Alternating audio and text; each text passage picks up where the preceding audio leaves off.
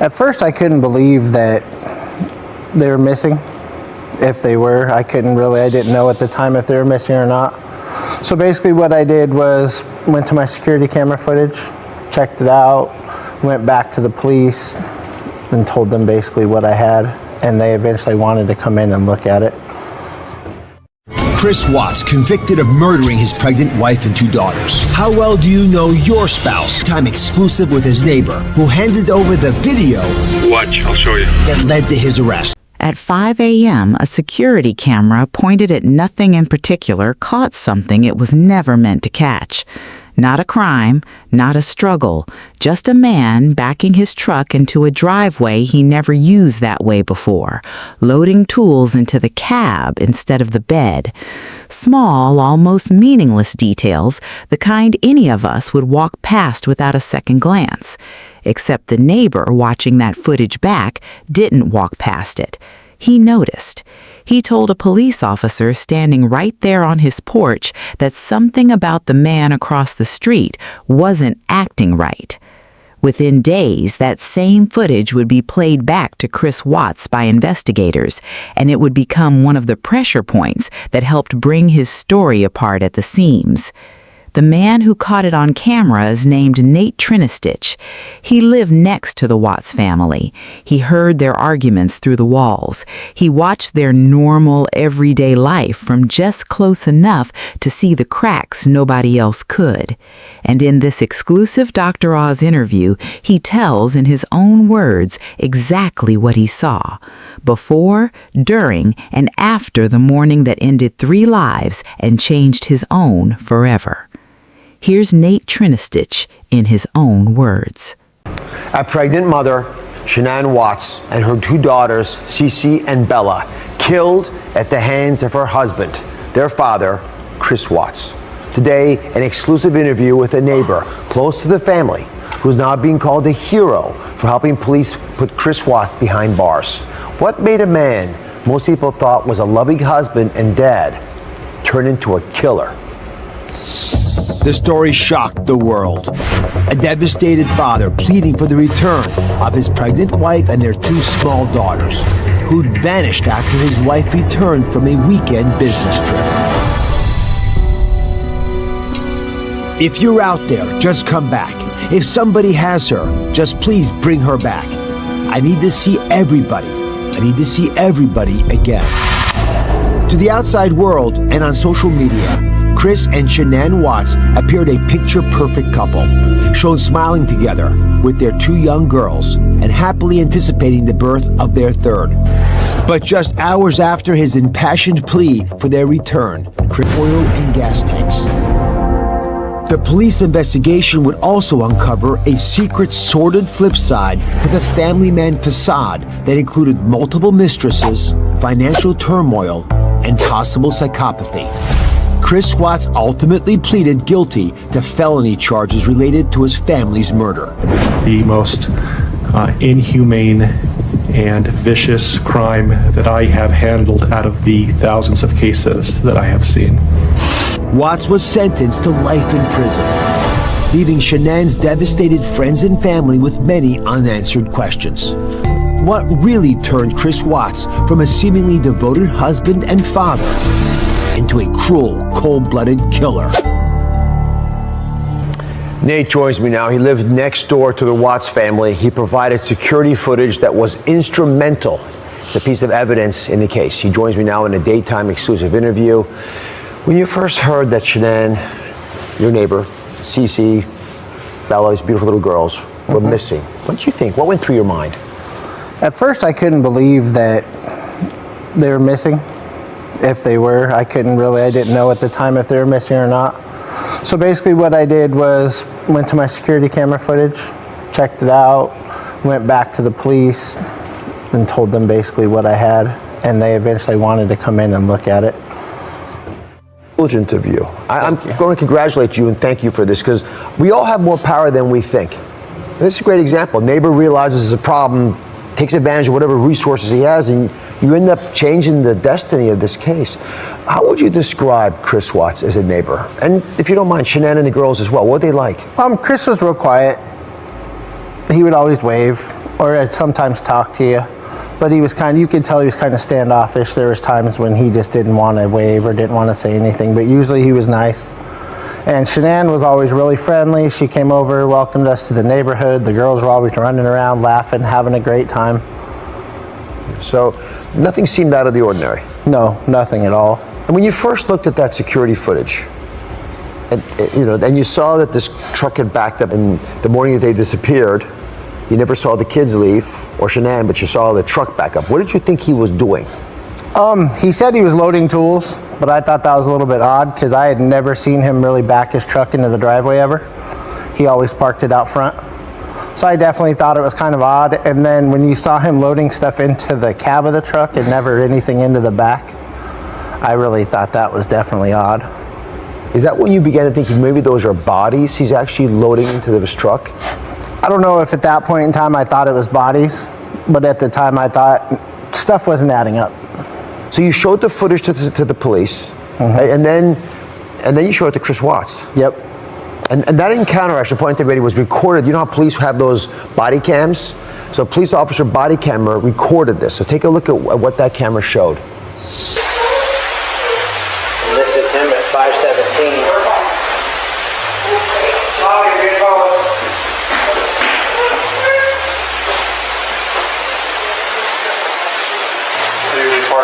Out there on the side, I just want to get everything back in.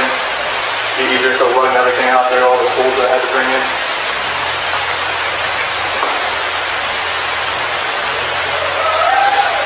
What else can I do with this?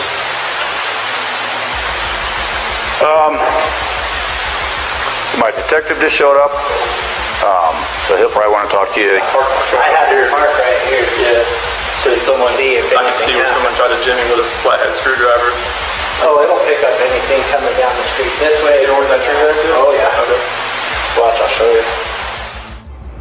So we're all watching that behavior that you were there for. What did you think of that encounter with Chris? It was definitely very odd. I'm more of a watcher. I watch people more than, talk to everybody. I kind of sit back and watch. So to see him putting his hands on his head and see him nervous, looking around, constantly on his phone. The other thing I thought that was definitely weird was he wasn't watching the footage at all. He would look at it for a second, then go back to his phone, or look at it for a second, then look away. And if my family was missing, I would be glued to that TV 100% to see if I could see absolutely anything. Those are incredibly profound observations. That's right. I'd be glued, trying to get ahead of the case, not trying to keep up with it. Yeah, I would have been on that TV seeing if there was anything that showed anything about my family. And the fact that he wasn't watching it at all, he kept looking up and looking around and petting my dog and stuff like that. I just thought that was odd. I'm going to say it again, but you reflect the power of what seems like an ordinary man. Yeah. You're not a detective. No. Right? You're not a police officer. By no means. But you picked up on a lot of subtle things that I hadn't thought of till you mentioned them right there. I bet most of us hadn't. Yeah, I definitely just thought it was odd, the way he was acting, and he was kind of swaying back and forth a lot, putting his hands on his head, and he accidentally knocked his sunglasses down, and just little stuff like that where I was like, why are you so nervous? Yes. You should show more concern than nervousness. I know you've talked publicly in the past about hearing Chris and Shanann argue, and you made a commitment, which I'm proud of you for making, of not speaking about it in detail. Why? I don't want everyone to look at this case and think, oh my gosh, they argued all the time. That's not what we're focused on. I want to focus on Shanann and the girls and what a great life they had. Instead of, oh my gosh, they fought all the time, he was so mean to her. At the time, I embellished a little bit as far as they fought constantly, and I didn't want that to come out that way. It was more like they didn't fight any more than any other couple. I mean, yeah, where houses are so close, it's kind of hard not to notice when people are outside and doing stuff like that. But it wasn't like he was constantly yelling at her. He was super mean. They had a couple confrontations that I happened to see. Yeah. But it was never him being this big, huge monster.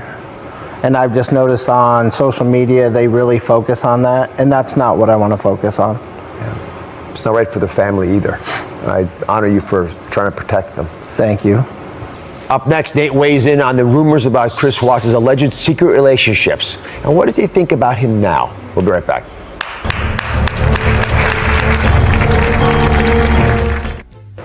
I'm back with an exclusive interview with the neighbor who helped put killer dad Chris Watts behind bars. Let's talk about these other rumors regarding Chris. There's a rumor that he has had other girlfriends, and there's a rumor that he had a sexual relationship with another man. What are your thoughts on those two allegations? I didn't really know at the time he had a girlfriend, because from the outside it looks like a normal everyday family. Husband's going to work, coming home. So I didn't really know much about that. And as far as a relationship with a male, it seems kind of odd to me, considering he had pictures of his girlfriend, stuff like that. Yeah. So I just don't believe that happened. You knew Chris Watts when you thought he was a normal guy. Yep. But now that you're aware of the brutality of the crimes that he committed against his wife and his beautiful children, and even an unborn child, what do you think of him now? Part of me thinks he's a monster. For you to be able to do that to your wife, and especially your kids. Like, I love my son more than anything, and I could never see myself hurting him at all. Yeah. And the fact that he could go out of his way to take her life and the kid's life and then act like nothing happened and try to cover it up just shows his character. Yeah. So he got sentenced to 5 consecutive life sentences. Yes. With no chance for parole. Do you think that's what he deserved? After talking to her family, Shanann's family, and finding out that they felt like it wasn't their place to seek the death penalty, and my personal opinion on it is I think sitting in a jail cell thinking about what you did every day is a lot more punishment than sitting on a death row and constantly thinking about your case and how I'm going to beat it and it would give him other things to think about instead of what he should be thinking about, which is his family and what he did to them. I really want to applaud you. Not just for what you did, but it reminds all of us the power each of us has. God bless you. Coming up, the heartbreaking medical reason we know Chris Watts' daughter Bella fought back for her life. And what is life like in prison for Chris Watts? Is he really receiving love letters from hundreds of women? That's the rumor. It's next.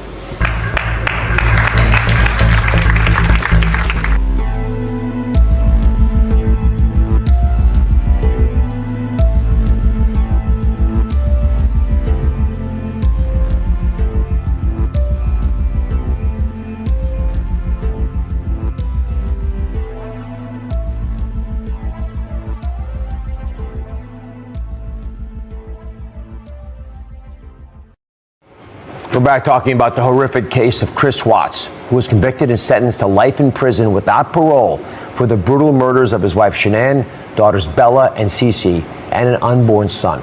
I'm joined by our crime panel, crime correspondent Melissa Moore, forensic psychiatrist Dr. Clay Watson, and former homicide prosecutor Anna-Sigga Nicolazzi. Now, we just heard 2 important revelations from the Watts neighbor, Nate. He now says Chris and Shanann did not argue more than most other couples, backtracking on what he had said in earlier interviews. And he doesn't believe the recent stories that Chris had a sexual relationship with another man. Anna-Sigga, your thoughts as a prosecutor about both of those issues? There's still so many question marks and unknowns in this case, and unfortunately the only way we ever get to the actual true answers are if Chris Watts ever decides to tell the truth. We don't know if he will. The bottom line, though, regardless, is that this is a man who wanted a new life, and he was willing to kill to get it. His wife and his beautiful little girls, Bella and Cece, his unborn son, Nico, became nothing but mere objects to him that stood in his way. In all my years as a prosecutor, I've obviously seen so many terrible things, but this one, when I heard some of the details about the brutality and the heartlessness of what this man did to his family, it actually made me shut my eyes and pause. I'm trying to understand how he didn't reveal some of this heinous character earlier in his life. Now, just to give you an example, 4-year-old Bella, that's the older daughter, she fought back so aggressively against her dad's attack that she actually tore her frenulum. Frenulum is the tissue beneath your tongue that attaches your tongue to the bottom of your mouth, that she'd bitten her tongue so many times before she died, just trying to hold on to life. Clay, as a psychiatrist, when you see this kind of brutality, especially to someone so dear to to you, your daughter. What does that tell you about the mind of Chris Watts? So first of all, it's hard to even conceptualize. It's inconceivable what Chris Watts was able to do to his family. As a forensic psychiatrist, I've sat with a number of individuals who have killed. In this case, as you mentioned, is something that goes beyond anything that most of us ever get to see. But as a forensic psychiatrist, what do I look for when I'm talking with these killers? I'm looking for evidence of a mental health disorder. I'm looking for a abnormal personality structure like antisocial personality or psychopathy or narcissistic personality disorders. Or it could even be a situation where it's an abnormal reaction to a normal daily problems of life that some people have. In this particular case, when there is the killing of a child by a parent, there are only a few categories, and this is one category that this would likely fit into, is the unwanted child. And in those particular cases, the unwanted child is seen as a barrier to a new life, sort of a new flourishing romantic relationship, and the parent needs to clear that barrier in order to move forward. But also, Dr. Clay, I noticed he wasn't wearing his wedding ring in some of the footage already. So even when he's talking to the public, he didn't have his wedding ring on. And when he's talking to the public, I didn't see any strain on his face. I didn't see any puffiness or bloodshot eyes. You know, something that I would think you'd be crying a lot at night. You'd be devastated. And no bags under his eyes from lack of sleep. I mean, those are some of the physical things I saw from him. And when we talk about manipulation, and that's a great point, that is probably the least of the transgressions. We know what he's capable of. He has carried out the most inhuman acts possible. So now the manipulations, the lies, the everything to cover up after, those are easy hurdles now. That's the least of his transgressions. Everything that most people are unable to even conceive of, he's able and has done. And so the manipulation is just part and parcel. So Chris's sentencing, Shanann's parents and Chris's mom all spoke. It was very, very emotional. Who gave you the right to take their lives? You monster. Thought you would get away with this. To my son Christopher, we have loved you from the beginning, and we still love you now. So Melissa, I mean, you live this in part because your father's a serial killer. How are Chris's and Shanann's families coping with this, the brutality of how this was done? Are they even speaking to each other?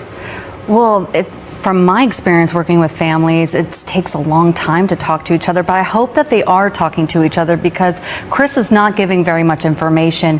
And I feel like together, if they were to communicate, I know they have a lot of questions and they want answers, but I think some of them could answer some of the things for them because I think Chris gave some puzzle, like little fragments to one family member and then to another family member, and maybe together they can come up with some answers, together. But I think what's interesting is watching that footage and watching his face. Mm-hmm. When I watched him in trial, he was looking down and he only cried when his mom spoke and said, "We still love you." When it was about him, that's when he started crying. Crying for himself. Mm-hmm. Crying for himself. Anastasia, the mistress, I understand she's been cooperating fully with police. By all accounts, she has been completely cooperative with law enforcement. This is a woman who worked with Chris Watts, and his story to her was that he was separated in the process of a divorce, which we all know now is far from the truth. She herself, reports say, that she went to the police when she learned that Shanann and the girls were missing. She went first. She went first. And there are also these reports, and Melissa, I'll address this to you, that women all over the country are writing this man, frankly from all over the world, love letters. Absolutely. Love letters to this man. You've been digging into and have obtained some exclusive information about what he's going through in jail. Right, and what's his daily life like? Yeah, that doesn't surprise me that women are reaching out to him. I mean, look at Scott Peterson. I mean, he's going to be in that same line and being getting money in his commissary and being supported. I think for women on the outside that are attracted to guys like this, they're safer, I guess. But also the fact that they can save them, that they can maybe turn their lives around. They'll be the one that rescued them, and I've seen that in the case with my father even. I've seen letters that he's received. I know he got visitation from multiple women, models, some celebrities even too. As far as Chris being in prison, I've heard from my sources that he was booed by the other inmates when he entered, that also he's becoming despondent, that he's starting to realize the gravity of his sentence. And you know, some people will say, oh, he's feeling remorse for the crimes. I don't think that at all. I think he's definitely understanding that this is a life sentence and there's no way out of it. Also, I've heard that he was moved from Colorado prison for the safety of himself, but also, you know, some people might think like, well, who cares about his safety? Look what he did to his kids. But it's really also for the safety of the staff, the guards, because if they have to break up a fight or attack, then they're in harm's way. The lowest of the low is killing your own offspring. I know. Right, and there's a hierarchy too. There is a hierarchy in prison where men who attack their children or pedophiles are the lowest of the low. So even in this is a high-profile case, so he's got a target on his back. Thank you for your wonderful insights. Coming up, another shocking story of a missing Colorado mom, and now her fiancé is charged with her murder. What happened to Kelsey Bereth? That's next.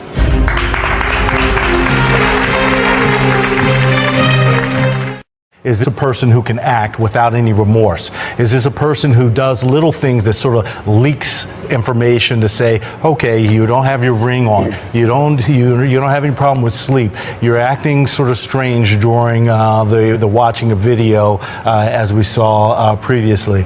But the other piece that's important here is the brutality in which he carried out these killings. And again, it's hard to imagine that a father and a husband can do these things, but the brutality that can come usually comes in these killings from a high emotional state, and that emotional state may be due to extreme panic or anger or extreme resentment. But here, I mean, tell me if you would agree with this, client. Sure. Doctors, this man is so cold and calculated. Most people want to move on. They know they can go and get a divorce. Yeah. Here he decides he doesn't want to be tethered with alimony, visitation. And so what he decides to do is to take their lives of these people that were supposed to be those that he cherished the most. The nucleus around him. But what's haunted me the most is that he was able to sleep at night with his girls in those oil bins. And I heard from the authorities when they tried to retrieve the little girls that one of the little girls' hands degloved. There's moments in cases that are there's just parts of cases that stick with you, and I think for the people who had to retrieve them, that they have to remember that, Well, you think that Chris Watts would be unable to do things most of us can do just with that eating at him. Mm-hmm. He was interrogated for hours by police before finally admitting to his own dad that he killed his wife. Look at this gripping footage.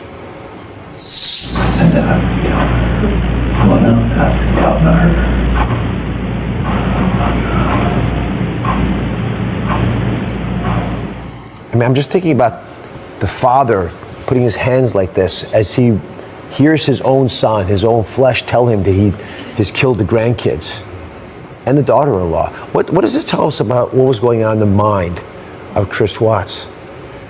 At that point, Chris Watts has to survive. He's in survival mode.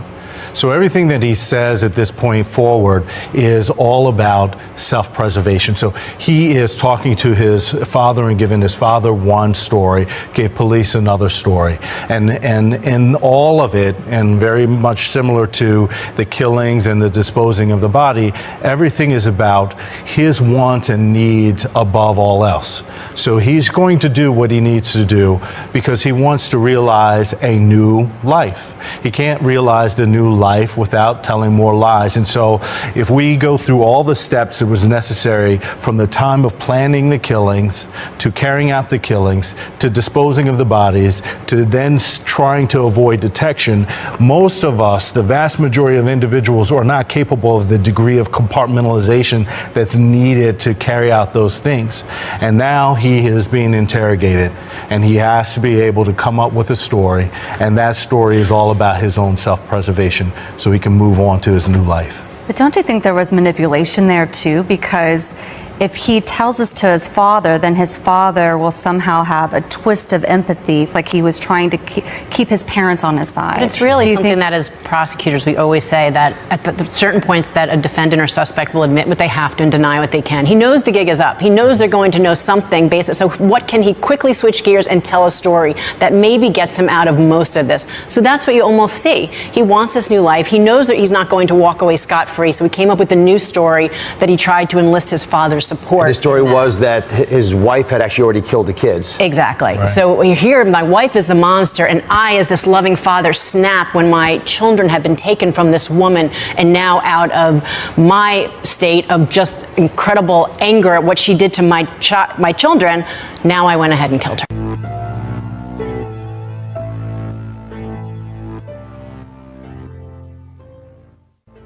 We're back with our true crime panel, and I want to talk about another murder of a Colorado mom, Kelsey Bereth, who went missing on Thanksgiving Day. Her fiance, Patrick Frazee, has now been charged with her murder. And Azika, you've prosecuted many successful cases. What's going on in this? What would you be thinking in this murder investigation? Well, as you said, Kelsey was last seen going into a supermarket with her one-year-old daughter, Kaylee, on Thanksgiving Day. Then it was silence. A couple days later, her phone pinged over 700 miles away in Idaho. Same day, her employer gets a text that she's not going to be in work the following week. From her phone? Her phone. Then nothing. Just complete. No one knew anything. Fast forward now to December 21st. Her fiance, Patrick Frazee, was arrested for her murder. Very important to note that her body has not, and at that point certainly hadn't been found. He was charged with 2 counts of murder, one under the theory that he intentionally killed her, the second that he killed her during the course of another crime, in this case robbery, and interestingly there's 3 other counts of solicitation to commit murder, that he enlisted or tried to enlist the help of another person on 3 different occasions to help him kill Kelsey or to kill her after his home was searched. Now this is a case that is, new developments are coming almost daily, and some of the most latest and biggest are that in Idaho, a woman has been looked at as possibly being the one who helped them dispose of this phone. Looking at her more, there are reports saying that she, as a nurse, is someone who had a relationship with Patrick going as far back as 2016. And the breaking news is that a couple has come forward from Idaho to say that they, as far back as October, were told by an employee of theirs that she had been contacted by another woman to say that a man named Patrick was looking for her help to kill his fiance. And it was only when they saw Kelsey's mother imploring the public to help find her daughter that they started to put the pieces together. They contacted the FBI. 4 days later, he's arrested. So it makes a difference. When you guys speak and see things, it matters.